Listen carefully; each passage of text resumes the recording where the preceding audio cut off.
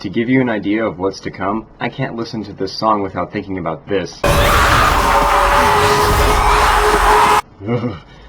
Someday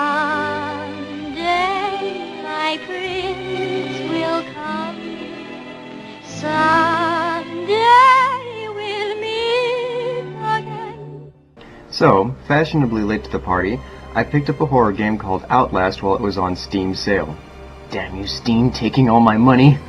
You play as a reporter who sees this and decides to keep exploring the insane asylum instead of turning around and leaving. On the horror scale, I'd put it up there with spiders made of bees. No doubt you've seen reaction videos or Let's Plays, and for good reason.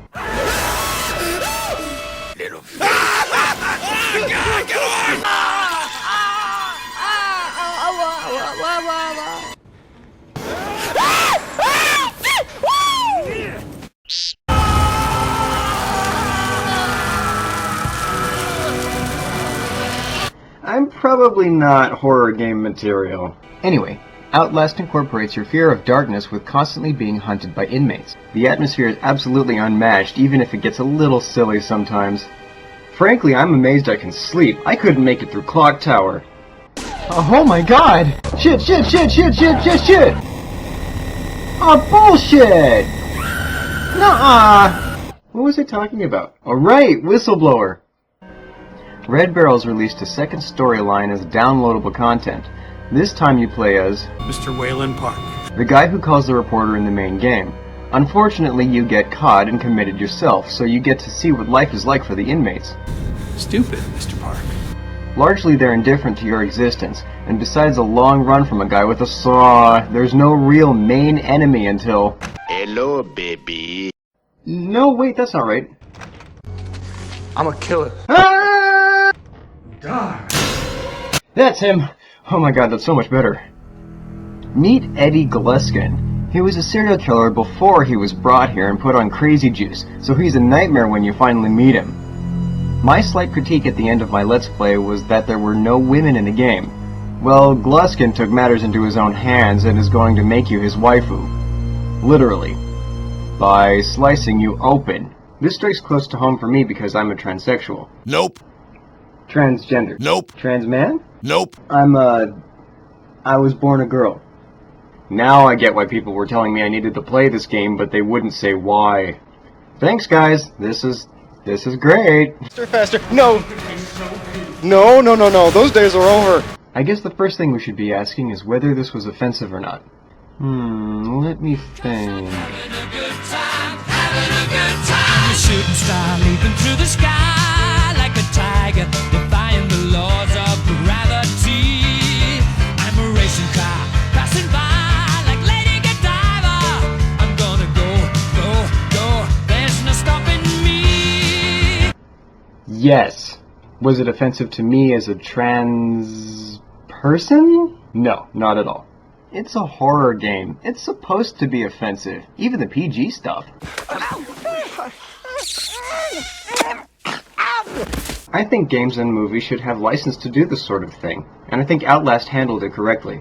The horror here wasn't of being made into a woman, it was of being cut in half. If Eddie had caught you and made you do stereotypical female things in the game, and that was the horrifying part, somehow, then we'd have a problem. I thought perhaps I was the only one paying attention because reasons, but... nope, that's not the case. What the shit? Looks like Eddie stole the show, but why? Maybe it's because we've never seen a guy like him. Well, taken to this extreme. You know, one of the mysteries of my life is why a woman run away when all she really wishes is to be captured. Damn, we could not make that kind of cartoon nowadays, huh? I mean, except for Johnny Bravo, but he, he always got...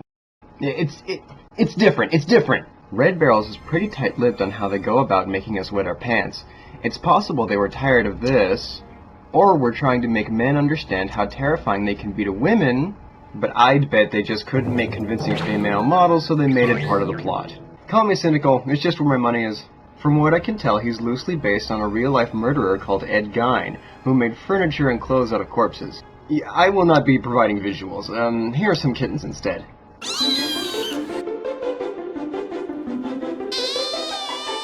Guine inspired a lot of villains. I think he's most like the one from Silence of the Lambs and the bad guy from Psycho. In relation to Outlast, the parallels are there, but Eddie is largely his own character.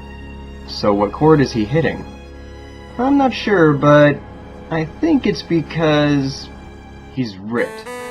Nice, right? That's a solid 8-pack.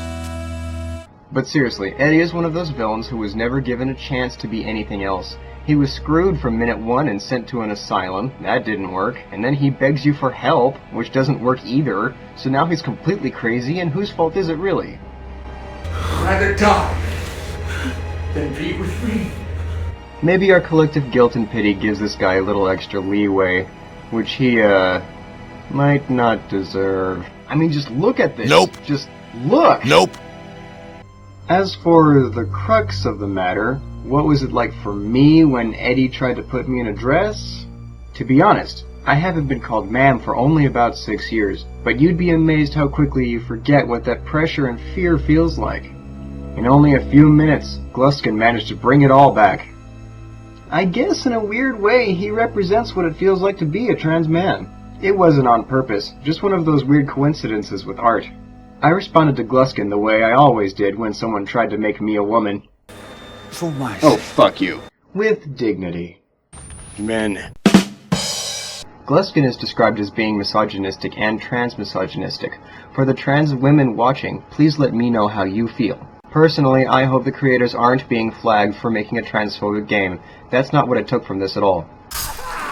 I don't believe that man's ever been to medical school. Oddly enough, I wasn't happy when he died. I was glad we squished Traeger. I felt kinda bad for Walker, though. I wish we could have killed Frank, but nay, 'twas not to be. That's weird, isn't it? I honestly feel sorry for him. He kills people right in front of you, and then an absurd number off-screen. Maybe the difference is Traeger was hurting us for funsies, whereas Eddie just wanted a family? This isn't true for a lot of gamers, though. Many of them react by just going, that was weird. Even the normally compassionate Markiplier was unmoved, while our hero actually points and laughs. As for me... I don't think it's very funny. I don't know. Tell me what you think. Speaking as a trans man, mostly I was looking at this and thinking, this is a huge continuity error. At no point did I feel victimized or singled out any more than anyone else. Good job, Red Barrels. I hope you make more stuff. Now that I've survived Outlast, maybe I can try Clock Tower again.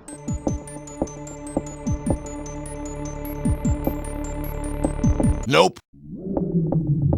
On second thought, I'm gonna stick with making comedy music videos.